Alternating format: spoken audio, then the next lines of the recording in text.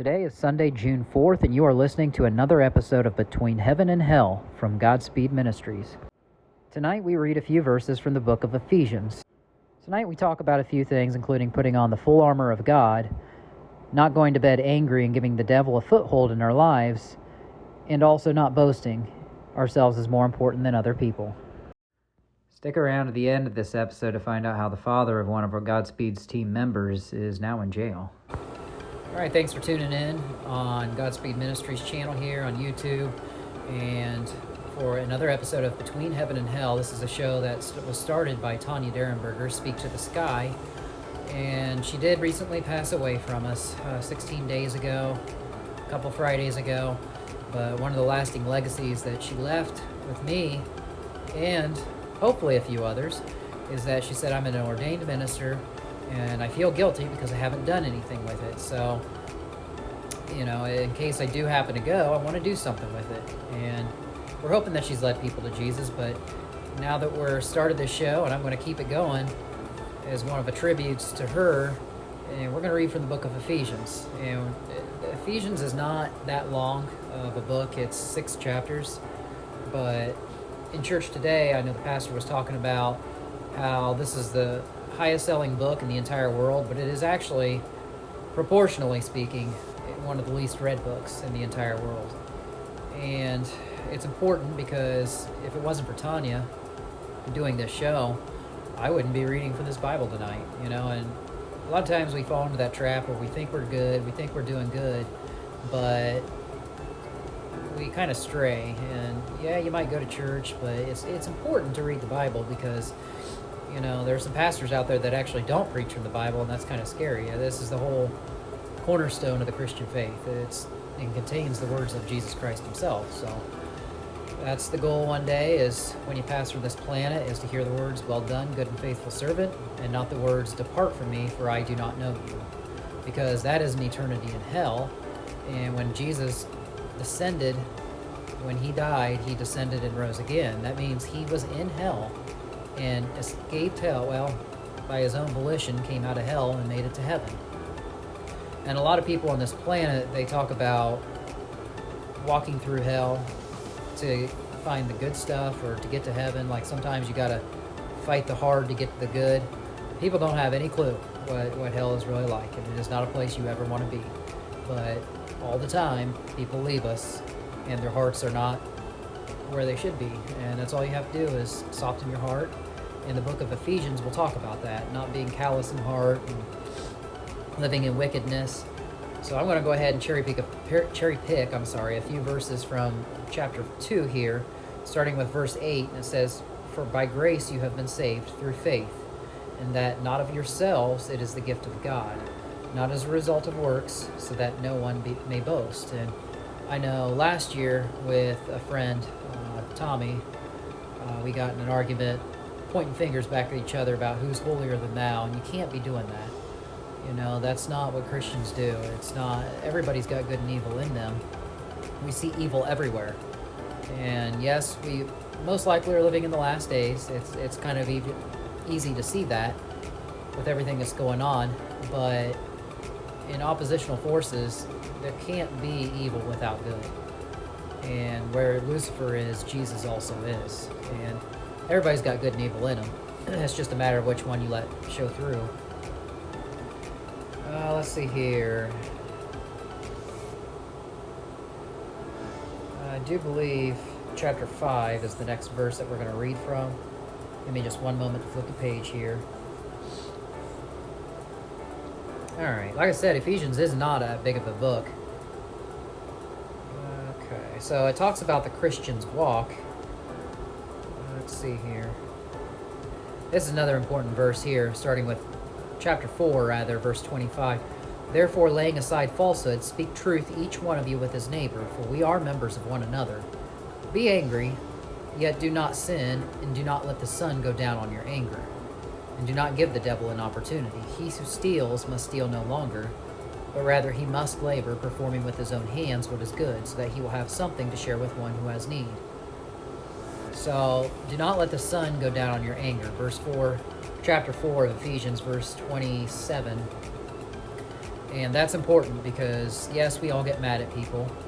I had an episode this week too where I was mad at somebody, but at the end of the day, you've got to bury the hatchet on it. You can't let the sun go down on your anger and wake up with it the next day, because that's how bitterness sets in. And when bitterness sets in, that's an opportunity for the devil to take a stronghold in your life, and you've got to root him out as much as you can. And that space in your heart belongs to Jesus. It doesn't belong to the devil, as much as he would like to have it.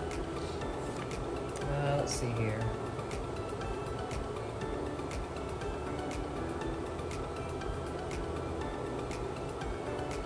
Okay, so chapter 5, verse 6, let no one deceive you with empty words, for because of these things the wrath of God comes upon the sons of disobedience. Therefore do not be partakers with them, for you are formerly darkness, but now you are light in the Lord. Walk as children of light, for the fruit of the light consists in all goodness and righteousness and truth, trying to learn what is pleasing to the Lord. So they talk about the fruit of the light. Well, that reminds me of the forbidden fruit, and we talked about oppositional forces, right? So you've got in the Garden of Eden where Eve was fooled and tempted by the snake to take the forbidden fruit and shared it with Adam, and that's how sin got in our lives in the first place. And it's always going to be there. That's why I keep saying, everybody's got good and bad in them. It's just a matter of which one you choose to allow to shine out more. And life's hard, I get it. It's a struggle, but you've got to overcome that. And the only way you can do it is by surrounding yourself with good things. 1, 2 is the church, 3 is prayer. And that's what you got right there. I mean, it's very important, especially in these last days, or what we perceive to be as last days, to draw closer to Jesus, because you're not going to be viewed as popular. Look around you. Evil is all over. It's all over your television. They say the word tell-a-vision because they censor God all the time on television. And now you've got the Grammys with Sam Smith dressing in devil costume and all red. You've got Rihanna in the Super Bowl halftime show last year throwing up the Illuminati triangle sign with her hands, making more money than for 30-minute halftime show or 20-minute halftime show than any player did in the game during the Super Bowl last year. Even the winning quarterback Patrick Mahomes didn't make as much as Rihanna made. So it's very revealing, and you start to see things for what they are in this world. And I think there's one more verse here I'm going to read to you, if I can find it. Oh yeah. Children, obey your parents. This is chapter 6. This is the last chapter in the book of Ephesians. And it starts with verse 1. Children, obey your parents in the Lord, for this is right. Honor your father and mother, which is the first commandment with a promise, so that it may be well with you and that you may live long on the earth. So that's one of the commandments, and people often forget it. So I'll leave you with that. I'll not say much more about that. Let's see here. Here's a verse that you've heard before, putting on the armor of God. And it's in chapter 6, which is that last chapter in Ephesians, verse 10. Finally, be strong in the Lord and in the strength of his might.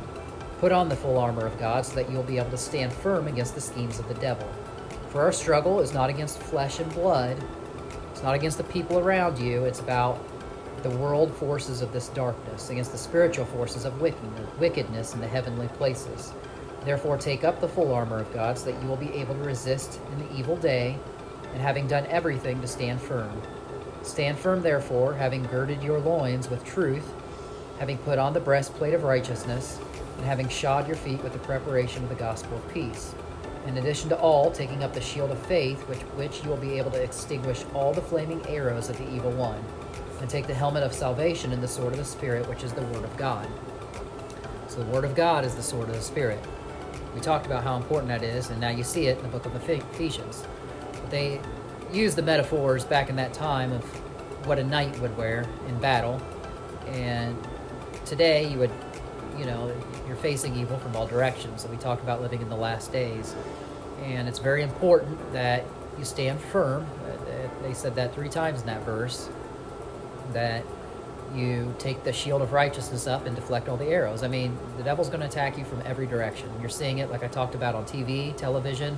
You're seeing it everywhere in all your world. People are groomed to live evil lives. They're not popular if they preach on the name of Jesus and live for him. So that's all I got from the book of Ephesians. I'm glad you guys tuned in today.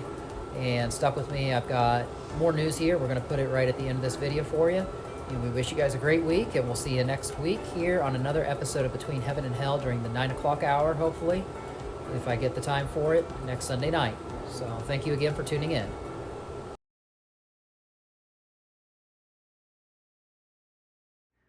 So earlier in the show, we talked about how one of the fathers of a GodSpeed team member is now in jail.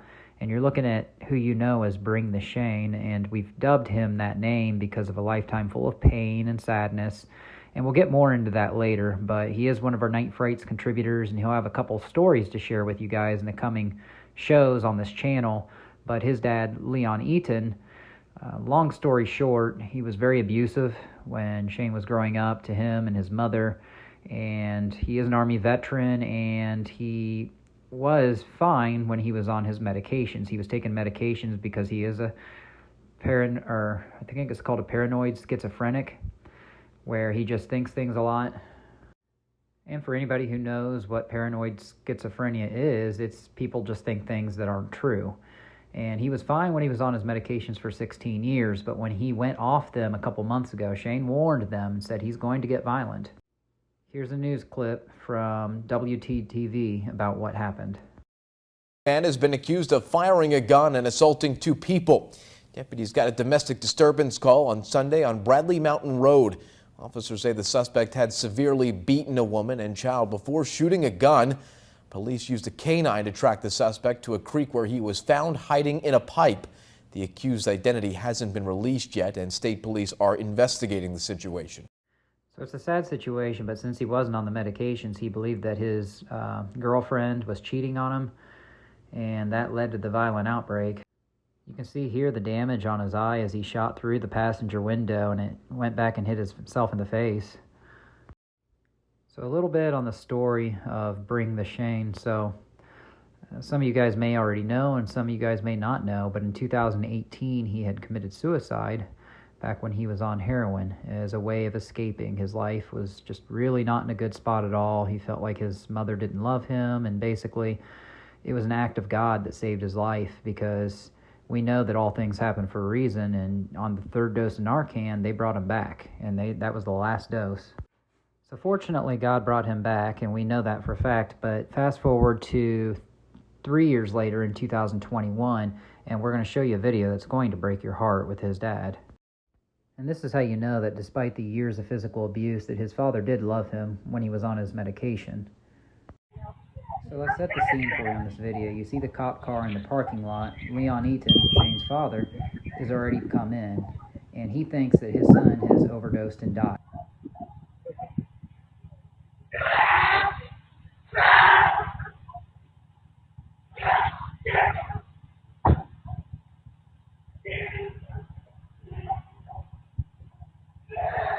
That's sad. Oh, okay.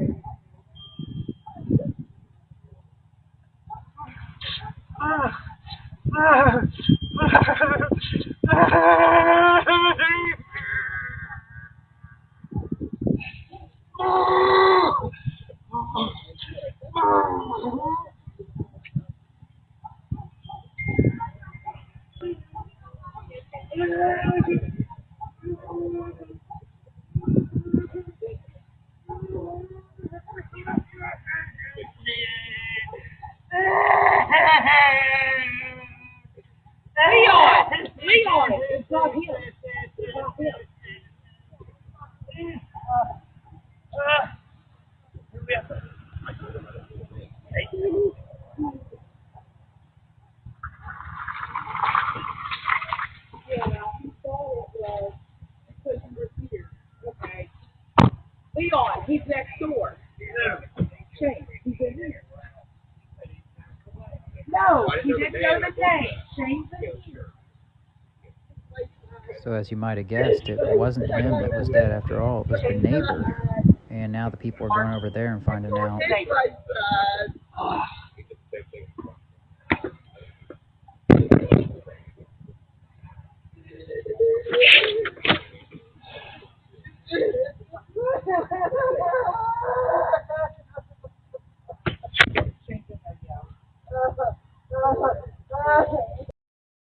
So he came up with a great idea to show support for your loved ones who are struggling. He carved this heart-shaped rock with a Dremel out of the garden. So if you want one, let us know and he will make you one. It takes him about 45 minutes to do each one of these, so we figure $10 is a fair price. And you can send that to Cash App at Goofy Shane or Moving Under Fire 83, or just message us in the description box and we'll go ahead and get in touch with you. Phase 1 of the GodSpeed Garden is coming along great, as you can see here. This was actually a week ago. Plants are bigger now, and here you see we've extended it out, so we've got lots of rows planted now. And if you ever have a few extra dollars and you want to buy a flower pot, we are going to make custom ones and paint the pots with GodSpeed Ministries logos. So just let us know in the description and we'll get one of those to you.